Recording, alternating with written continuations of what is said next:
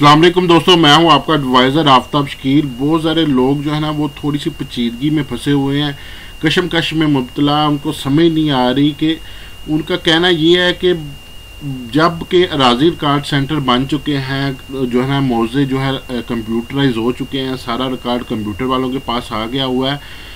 ये सारी चीज़ें होने के बावजूद फिर भी पटवारी के पास हमें जाना पड़ता है। पटवारी से कोई भी रकबा जो है ना वो कंप्यूटर सेंटर में हम फ़रोख्त करते हैं तो पटवारी से हल्का रिपोर्ट ली जाती है। तो इसकी क्या वजह है, ठीक है, तो क्यों हमें फिर पटवारी के साथ अटैच किया जा रहा है, फिर हमें क्यों परेशानी का सामना करना पड़ रहा है। हमें जो है ना फिर पहले हमें सिर्फ पटवारी के पास जाना पड़ता था, अब हमें कंप्यूटर सेंटर भी जाना पड़ता है और पटवारी के पास भी जाना पड़ता है। तो इसका क्या माजरा है, बहुत सारे दोस्तों ने इसके मुतल्लिक़ कमेंट्स किया था। आज की हमारी वीडियो इसी के मुतल्लिक़ होगी। मेरा भाई मामला इस तरह से है कि अराजी रिकॉर्ड सेंटर जब से कायम हुए हैं ना, उनके अंदर अभी तक जो है ना वो स्टाफ पूरा नहीं हो सका और एक महदूद स्टाफ है। अब फॉर एग्जांपल कोई एक अराजी रिकॉर्ड सेंटर है ना, उसके अंदर ज़्यादा से ज़्यादा 10 से 12 SEO काम कर रहे हैं। जो SEO जो है ना वो समझ लें कि डिजिटल पटवारी के लाते हैं। डिजिटल पटवारी यानी 10 से 12 और पूरी तहसील का वो वर्क कर रहे हैं। अब पटवारी जो थे वो तहसील में जो है ना वो कई ज़्यादा थे, ठीक है, SEO से 2-3 गुना ज़्यादा थे। हर पटवारी का अपना अपना सर्कल था, अपना अपने मोजाजात थे उसके पास, तो वो ईजीली उस पर काम कर लेता था। लेकिन अब SEO 10-12 SEO हैं, पूरी तहसील का वर्क है उनके पास। नंबर 1। नंबर 2 क्या है कि अब SEO का काम यह है कि उन्होंने अपने दफ्तर के अंदर बैठ के काम करना है और वहाँ से उन्होंने फर्दो इंतकालात जो है वो जारी करने हैं। अब पटवारी के पास क्या था, पटवारी के पास फील्ड का वर्क भी था और इंतकालात और फद्वात दोनों थे। अब SEO अगर जो है ना, अब कोई बंदा, अब पूरी तहसील का काम SEO के पास है। अब डेली के साइल उनके पास आते हैं, 150-200 साइल आते हैं। अब एक बंदा फ़र्द लेने आया है एक SEO के पास। अब वो कहता है जी मैंने फ़र्द लेनी है, वो वहाँ पे सफ़ेदा प्लाट है। अब SEO जो है वो फील्ड का काम करने जाएगा वहाँ पे, यानी उस बंदे के साथ चला जाता है, वो विज़िट करने वहाँ पे चला जाता है, देखने चला जाता है। पीछे सेंटर पे 9 SEO रह गए, मज़ीद 9 बंदे आते हैं जो हमें कहते हैं फ़र्द चाहिए, तो वो 9 भी उनके साथ चले जाते हैं, 9 SEO। सेंटर तो खाली हो गया। अब जो 140 पीछे बंदे हैं उनको कौन डील करेगा। इसलिए जो है ना वो हुकूमत ने फील्ड का सारा काम पटवारी को दिया हुआ है कि फील्ड का जो भी वर्क हो। अब कोई बंदा जगह फ़रोख्त करना चाह रहा है, वो कहता है जी मेरी जगह पे मकान नहीं बना हुआ, लेकिन उसकी जगह पे मकान बना होता है, लेकिन उसको जो है वो DC रेट जो है वो कंस्ट्रक्टेड वैल्यू का लगना होता है, लेकिन जो है ना वो कहता है जी वहाँ पे मकान नहीं बना हुआ। इसलिए पटवारी से एक हल्का रिपोर्ट ली जाती है कि वो जो है मौके पे जाता है, मौके पे जाके वो देखता है कि वो सफ़ेदा प्लाट है, उसके ऊपर राइश बनी हुई है, या उसके ऊपर जो है वो कोई किसी भी किस्म का जो है ना वो बिल्डिंग बनी है, या हाफ जो है वो कंस्ट्रक्टेड है, हाफ सफेदा है, तो वो उसने वहाँ पे जाके उसकी रिपोर्ट करनी होती है। इसलिए पटवारी को फील्ड वर्क के लिए जो है ना वो इसके साथ अटैच रहना पड़ता है। SEO यानी कंप्यूटर सेंटर वाले डिजिटल पटवारी जो है वो फील्ड वर्क को नहीं देखते, जिसकी वजह से आप लोगों को पटवारी के पास जाना पड़ता है।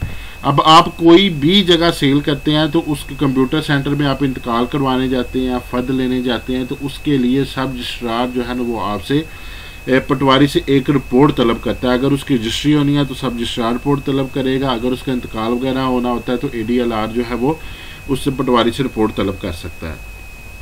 अब पटवारी ने रिपोर्ट क्या देनी होती है जी, उसने देनी होती है कि तस्दीक की जाती है कि साइल यानी जिस बंदे की वो रिपोर्ट कर रहा है उसका नाम ये है, उसकी वल्दियत ये है, उसका ID कार्ड नंबर ये है, इस मौज़ा में इस गाँव में उसका रकबा है, ठीक है, में मालक राजी है, साइल का रकबा जो है वो इतना है, ठीक है, टोटल रकबा उसका आ जाएगा इतना है, इतने कनाल है, इतने मरले और इतने फिट हैं, ठीक है, खेवर नंबर उसका इतना है, खतूनी नंबर उसका इतना है, मरबा नंबर इतना है, किला या खसरा नंबर इतने में वाक़िया है। ये सारा कुछ जो उसने यहाँ पे रिपोर्ट करनी है ना वो फ़र्द के ऊपर लिखा होता है, वो फ़र्द से देख के वो सारा कुछ यहाँ पे पुट कर देगा, ठीक है। बामुताबिक शेड्यूल सीरियल नंबर यानी जो DC रेट जारी होता है ना उसके ऊपर सीरियल नंबर लगे होते हैं, तो वो सीरियल नंबर यहाँ पे लिखेगा, रकबा की कीमत लिखेगा कि DC रेट इतना जो है ना इतना बन रहा है, और उसके जो उसने रकबा सेल किया वो इतने का उसने सेल किया है, ठीक है। नीज़ रकबा हाजा वो रकबा ज़री है यानी ज़राअत वाला रकबा है, रायशी है राइश वाला रकबा है, इंडस्ट्रियल है इंडस्ट्रियल वाला रकबा है, कमर्शियल है कि कमर्शियल वाला रकबा है, क्योंकि इसके मुताबिक उसका जो है ना वो शेड्यूल रेट का तयन होगा, ठीक है। डैश यानी एरिया में वाक़या है। मलबा की कीमत अगर वो वहाँ पे जो है कमर्शियल है, रैशी है, इंडस्ट्रियल है, अगर वो सारा जो है ना वो उस पर जो वो जिसको जो कहते हैं कि कंस्ट्रक्टेड है, तो उसकी जो कीमत ये है, और रकबा पर साइल के कब्ज़ा में है। ठीक है, रकबा हाजा बिला बार है। बिला बार का मतलब होता है कि उसके ऊपर कोई किसी किस्म का उसने कब्ज़ा नहीं लिया हुआ। ठीक है, रकबा हाजा पर कोई हुक्म मतनाई ना है, यानी अदालत से कोई उस पर स्टे नहीं लगा हुआ।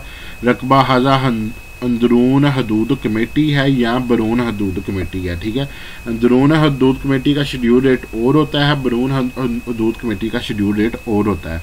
रकबा हाजा किसी भी ममना स्कीम या हाउसिंग कॉलोनी या सड़क वगैरह में शामिल ना है। ठीक है, मालक के ज़िम्मा कोई सरकारी वाजबात मसलन ज़रूरी टैक्स आबियाना वगैरह ना है, यानी मालक ने कोई ज़रूरी टैक्स कोई भी आबियाना वगैरह जमा नहीं करवाना। अगर पेंडिंग होगा तो उसका वहीं पर रोक दिया जाएगा, तो उसको पहले कहा जाएगा पहले ज़रूरी टैक्स आबियाना जमा करो, फिर आपका ये रकबा सेल होगा।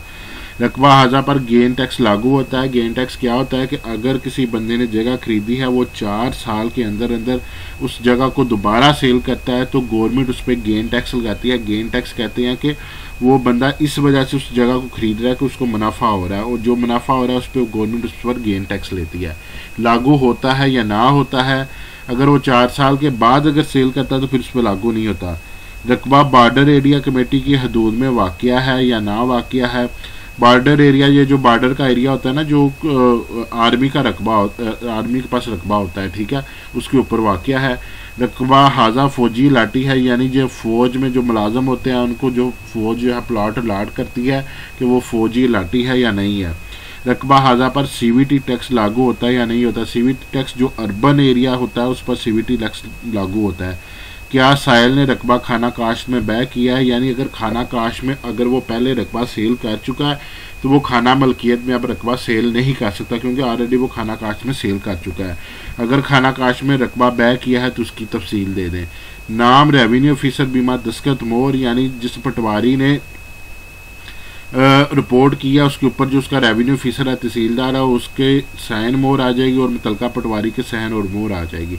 इस रिपोर्ट करने से क्या होगा कि कंप्यूटर सेंटर वालों को, सब रजिस्ट्रार को हर तरह के रकबा के मालूमात मिल जाएगी अपने दफ्तर में बैठे हुए ही, कि इसके ऊपर CVT टैक्स लगता है, गेन टैक्स लगता है, रकबा जो है वो कमर्शियल है, रैशी है या ज़री, हर तरह की मालूमात मिल जाएगी।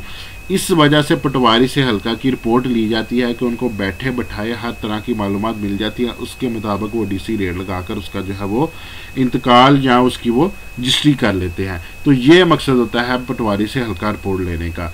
मेरे चैनल को सब्सक्राइब ज़रूर करें, वीडियो अच्छी लगती है तो वीडियो को लाइक करें, कमेंट्स करें। अगर आपको कोई ज़मीनी मामलात में मसला है नीचे कमेंट्स कर लें, एक पूरी वीडियो बनाकर हम आपको गाइड करेंगे। मिलते हैं अगली वीडियो में, अपना ख्याल रखिए। फ़ी अमानुल्लाह।